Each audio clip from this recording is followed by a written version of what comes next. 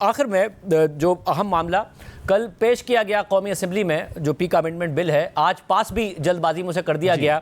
इस बात पर तो अब पूरे मीडिया में कंसेंसस आ गया है अतातार साहब कि सोशल मीडिया को रेगुलेट करने की ज़रूरत है। जिस किस्म की झूठी खबरें, जिस किस्म का प्रोपेगेंडा और फैलाया जाता है, हेट स्पीच जो होती है, उसको रेगुलेट करने की ज़रूरत है।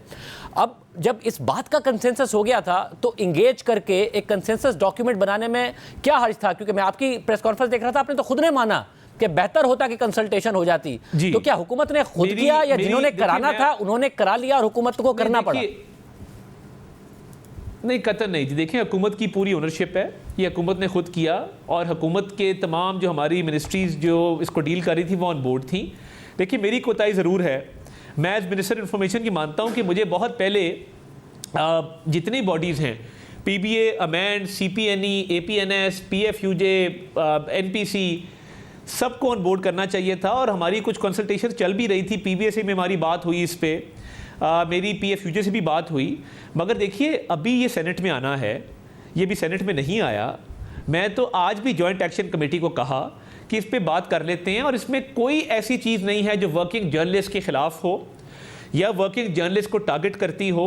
ये प्रोटेक्शन फराहम करती है वर्किंग जर्नलिस्ट को। ये इलेक्ट्रॉनिक मीडिया की स्पेस को बढ़ाएगी, प्रिंट मीडिया की स्पेस को बढ़ाएगी। और वो लोग जो सहाफ़ी अपने आप को कहते हैं बट किसी प्रेस क्लब के साथ, किसी प्रेस एसोसिएशन के साथ एसोसिएटेड नहीं हैं, किसी इदारे से मुंसलिक नहीं हैं और जो सिर्फ डिजिटल मीडिया के ऊपर सनसनी फैला के डॉलर कमाते हैं और वो डॉलर भी बाहर अदा हो जाते हैं और वहीं पे बाहर एजेंट हैं, पाकिस्तान को ना टैक्स देते हैं, ना पाकिस्तान में डॉलर देते हैं, ना पाकिस्तान के हवाले से कोई जज्बात रखते हैं।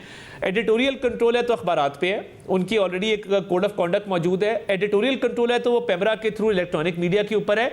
बट ये एक ऐसा फोरम है, आप वाजिबुल कत्ल करार दे दें, आप ब्लास्फेमी का इल्ज़ाम लगा दें, आप हेट स्पीच करें, आप वायलेंस करें, कोई पूछने वाला नहीं है। तो इसके अंदर सोशल मीडिया की डेफिनेशन दी गई है। आप एक एक शिक पढ़े, मैंने पूरा बिल जो है बिल में पढ़ा, मगर इसमें मैं एक इशू बताता हूं। जब आप कहते हैं ना किसी पे इल्ज़ाम लगा देना, हेट स्पीच कर देना और जाहिर है बहुत ज़्यादा झूठा प्रोपेगेंडा करना, अब होता यह कि जो साइबर क्राइम विंग है FIA का, अतातार साहब, उसमें पीका के तहत बहुत ज़्यादा वैसे भी शिकायत की गई हैं, वैसे भी शिकायत की गई हैं। तकरीबन 14-15 हज़ार जो शिकायतें हैं वो तो जंग ग्रुप की तरफ से की गई हैं, जो एडिटर्स के खिलाफ, रिपोर्टर्स के खिलाफ, सहाफ़ियों के खिलाफ, जिस किस्म की झूठी खबरें, मगर कुछ नहीं होता। मगर यहाँ किसी एक जज के खिलाफ, जर्नल के खिलाफ बात की जाए तो पूरी रियासती मशीनरी एक्टिव हो जाती है। वो भी कानून के मुताबिक नहीं चलते, किसी को उठा लिया, किसी को जेल में डाल दिया, कोई उल्टा सीधा मुकदमा बना दिया। तो एक हिस्ट्री है ना कि जिसमें नजर आता है कि जो रियासती मशीनरी है वो एक्टिव कब होती है। तो इस कानून का मिसयूज होगा, ये कंसर्न मौजूद है। नहीं, देखिए, जो आप बात कर रहे हैं ना, देखिए, FIA वाइट कॉलर क्राइम को इन्वेस्टिगेट करने के लिए बनी थी, स्पेशलाइज्ड लॉ उसका बना था।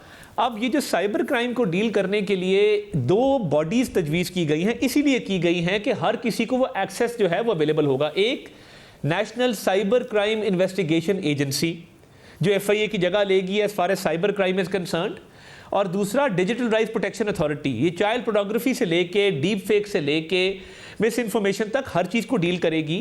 और एनी पर्सन लिखा गया है, कंप्लेनेंट भी एनी पर्सन और विक्टिम भी एनी पर्सन। तो देखिए, ये कोई सहाफ़ियों के खिलाफ नहीं है, हर शख्स अपनी कंप्लेंट लॉन्च कर सकेगा, ट्राइब्यूनल्स मौजूद होंगे और एक स्पीकिंग ऑर्डर पास करना है विदिन 24 आवर्स। जो भी कंप्लेंट आएगी, अगर कोई उसके खिलाफ ऑर्डर आ गया, जो अक्यूज है, 24 घंटे के अंदर स्पीकिंग ऑर्डर पास होगा, जो चैलेंज भी हो सकेगा, ट्राइब्यूनल में भी जा सकेगा। मैं समझता हूँ बड़ा कॉम्प्रिहेंसिव बिल है और इसमें कोई एक शिक भी मुझे पॉइंट आउट नहीं कर सका कि जो काबिल एतराज़ कहा जा रहा है। जो 4 आप बना रहे हैं, जो 4 इदारे होंगे, ट्रिब्यूनल्स होगा, कंप्लेंट अथॉरिटी अलग है, इन्वेस्टिगेशन अलग है, ये सारे के सारों में जो तैनातियां हैं वो हुकूमत खुद कर रही होगी और ज़ाहिर है उसका जो कोई क्राइटेरिया भी नहीं, जो हुकूमत नॉमिनेट करेगी। क्राइटेरिया जो है कि जो सीनियरिटी या एजुकेशन के पॉइंट ऑफ व्यू से है। अब उसमें मसला ये है, आप पेमरा की मिसाल ले लें, जब हुकूमतें तैनात करती हैं, होता यह है कि वही चेयरमैन पेमरा इमरान खान साहब की हुकूमत में अगर आप लोगों पर जो मजालिम हो रहे थे उन पर आवाज़ उठाने पर जहां जहां नोटिस भेजते थे और यहां तक के नैब के मुकदमात पर सवाल उठाने पर, हमारे प्रोग्राम पे तो मुल्क से गद्दारी का, मुल्क से बगावत का नोटिस भेज दिया था उन्होंने, वो आज आपकी हुकूमत में इमरान खान साहब के पार्टी पर अगर कुछ गलत हो रहा है उस पर आवाज़ उठाएं तो नोटिस भेज रहे होते हैं। ये शख्सियात फिर ऐसे ही बदलती हैं। कल आप इमरान खान की हुकूमत आएगी, फिर बदल जाएंगे।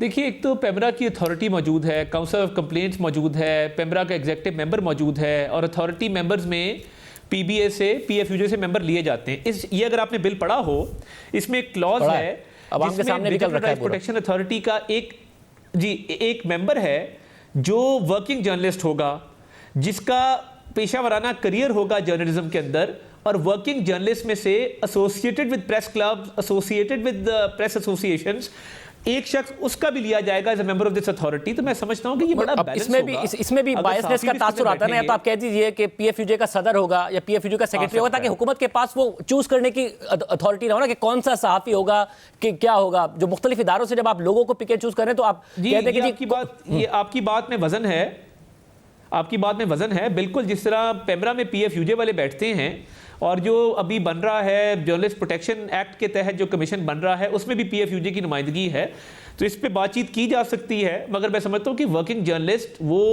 जब प्रेस क्लब से एसोसिएटेड है तो एक पीयर प्रेशर भी होता है। ये नहीं हो सकता कि वन साइडेड चले। हाँ, बायस आ सकता है, आप दुरुस्त कह रहे हैं, मगर ये जो बिल बनाया गया है इसमें बाकायदा उसका क्राइटेरिया दिया गया है, तो मैं समझता हूँ एक बैलेंस बिल है।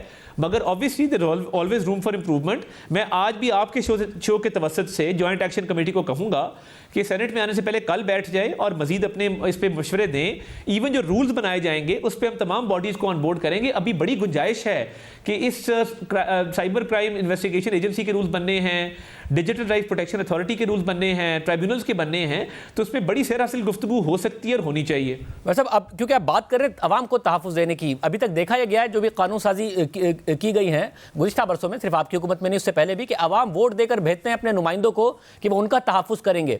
फिर नुमाइंदे पार्लियामेंट में जाके ऐसी कानून साजी कर रहे होते हैं कि वो अवाम से इदारों का तहफ़्फ़ुज़ करेंगे कि इदारों पर कोई तनकीद ना कर दे, किसी जर्नल को कोई कुछ ना कह दे, किसी जज को ना कह दे। ये कानून साजी फिर अवाम के लिए होगी जब आप बाकायदा स्टेक होल्डर से बैठेंगे कि उसका ऐसा नतीजा निकले। देखिए, किसी की बेटी की कोई तस्वीर लगाए और डीप फेक बनाए, वो कहाँ जाए? कोई फोरम नहीं है फिलहाल। काजी फायजीसा के बारे में जिस शख्स ने कहा कि सर काट के ले आओ, इतने करोड़ रुपए दूंगा, उसका क्या हुआ? कोई प्रोसिक्यूट हम कर सके? ये देखें, हेट स्पीच, डीप फेक, इन चीज़ों को काउंटर करने के लिए है। ये आम शहरियों के लिए बनाया गया है और ऑब्वियसली स्टेट इंस्टीट्यूशंस को भी प्रोटेक्शन मिलेगी, मैं ये नहीं कहता नहीं मिलेगी, मगर एक आम शहरी के पास या एक सहाफ़ी के पास आज क्या फोरम अवेलेबल है? एफआईए के अलावा कोई फोरम नहीं है और एफआईए एक इफेक्टिव फोरम नहीं है। तो इसमें हर किसी को अपनी आवाज़ पहुंचाने का, कंप्लेंट करने का, अपनी आवाज़ सुनवाने का एक मौका मिलेगा, जो मैं समझता हूं कि बड़ी अनहोनी है कि इसमें बाकायदा पर्सन की डेफिनेशन दी गई है और पर्सन की डेफिनेशन के तहत हर बंदा जो है वो हक बजानिब होगा अगर वो कोई कंप्लेंट लेके जाता है।